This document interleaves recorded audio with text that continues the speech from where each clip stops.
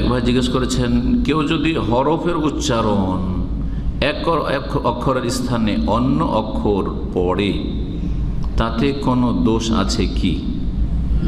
এটা কোরআনের ক্ষেত্রে হয়তো প্রশ্নকারী বোঝাতে চেয়েছেন, কোরআনের তেলাওয়াতের ক্ষেত্রে। এমনি ভাষার ক্ষেত্রে এক অক্ষরের জায়গায় আর এক অক্ষর পড়ছেন, তাতে গুনাহ আছে নাকি? পানিকে আপনারা হানি বলছেন, অসুবিধা আছে নাকি? হ্যাঁ বলছেন না হানি? শালাকে হালা বলছেন, হালার বেটা হালা, তো অসুবিধা আছে নাকি? কোন গুনাহ আছে? কোনো গুনাহ নেই। হ্যাঁ, আমির জায়গায় রাজশাহী চাপাইয়ের লোকের, আমাদের মালদহের লোকেরা হামি বলছে, অসুবিধা আছে নাকি? গেলামের জায়গায় গেনু খেনু বলছে, অসুবিধা আছে? হ্যাঁ, কোনো অসুবিধা নেই, কোনো অসুবিধা নেই। কিন্তু অসুবিধার কোথায়? কোরআনে কারীমের তেলাওয়াত। আরবি বলতে গিয়ে অসুবিধা নেই। আপনি ভাঙা আরবি বলছেন, গুনাহ আছে নাকি? কোনো কোনো, কিন্তু ভাঙা কোরআন পড়লে গুনাহ আছে। ভাঙা আরবি খুব বলেন, কপিলকে বুঝিয়ে দিতে পারলে কাজ হয়ে গেল, কথা বোঝা গেছে। কিন্তু ভাঙা কোরআনে কারীম তেলাওয়াত হারাম। জি, কোরআনে কারীমের তেলাওয়াত শুদ্ধ হইতে হবে।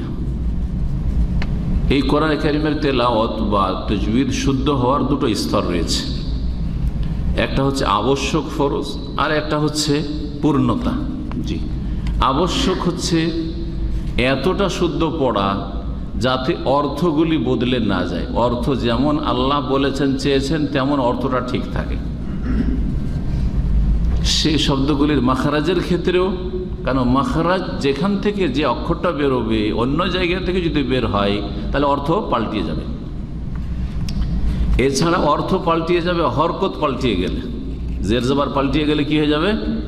অর্থ কোথা থেকে কোথায় চলে যাবে। সুতরাং জের জবর হরকতগুলি ফাতা জম্মা কাসরা ওগুলোও ঠিক থাকা ফরজ।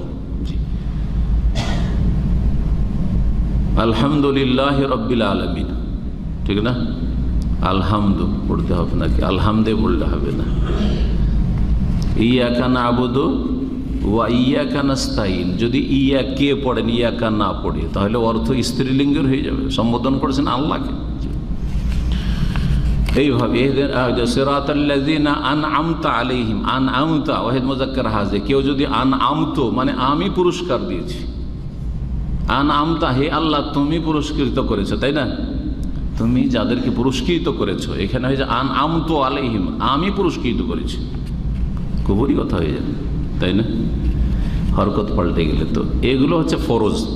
জি, এগুলোতে যদি কারো ভুল হয়, জের জবরে ভুল করে দিচ্ছে, মাখরাজে ভুল করে দিচ্ছে, কোথাও দিল আলিফ বাড়িয়ে যাতে অর্থ পাল্টে গেল, আলিফ আছে খেয়ে ফেললো। বাঙালিরা কিন্তু আলিফ খায় আর আবার আলিফ বাড়ায়। বাংলা ভাষার একটি দোষ হচ্ছে যেখানে আলিফ নেই আলিফ বাড়িয়ে দেবে, আর যেখানে আলিফ আছে ওখানে আলিফ খেয়ে নেবে, তো এতে অর্থ পাল্টে যায়। এটা বেশি বাংলা ভাষাভাষীদের হয়, কারণ ভাষার একটা টান টুন আছে, বাংলার টানটা অন্যরকম, আরবির টান অন্যরকম। এগুলোতে অর্থ যেহেতু পাল্টে যাবে, গুনাহগার হবে, হ্যাঁ, নামাজও নষ্ট হইতে পারে, আর বড় গুনাহ হইতে পারে। জি হ্যাঁ, কারণ অর্থ পাল্টে যাবে।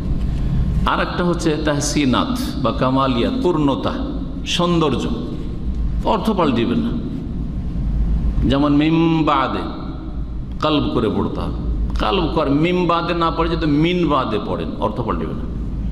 একলাভ যদি না করেন তো ইখফা করতে হবে, গুন্না ইন্নাল্লাযীনা বলতে গুন্না করতে, গুন্না না করেন অসুবিধা, ইন্নাল্লাযীনা সোজা পড়ে দিলেন, কোনো অর্থ পাল্টিবে না, তাসদীদ দিলেই হইল, ঠিক না? আনআমতা আলাইহিম, কে তাজবিদ বুঝে আনআমতা, এই যে নুন সাকিন আনআমতা, তারপরে এখানে এই নুন এজহার হবে না ইখফা না ইদগাম না কলব? এজহার। মাশাআল্লাহ, এটা সৌন্দর্য, মুস্তাহাব, খুব বেশি মুস্তাহাব হলে ভালো। কেউ যদি আনআমতা না পড়ে আনআমতা পড়ে তা ইখফা করে দিল, অর্থ পাল্টিবে না, অর্থ পাল্টিবে না। জি, সৌন্দর্য। তো এই হচ্ছে, তারপরে তারতিলের সাথে সুন্দর করে সুর করে পড়া ভালো।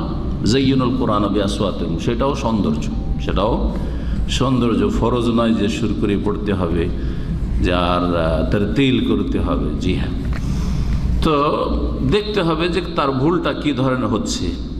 বললাম যে দুটো স্তর রয়েছে, কোরআনের শুদ্ধ পড়া একটা স্তর ফরজ, আর আরেকটা স্তর হচ্ছে মুস্তাহাব বা উত্তম।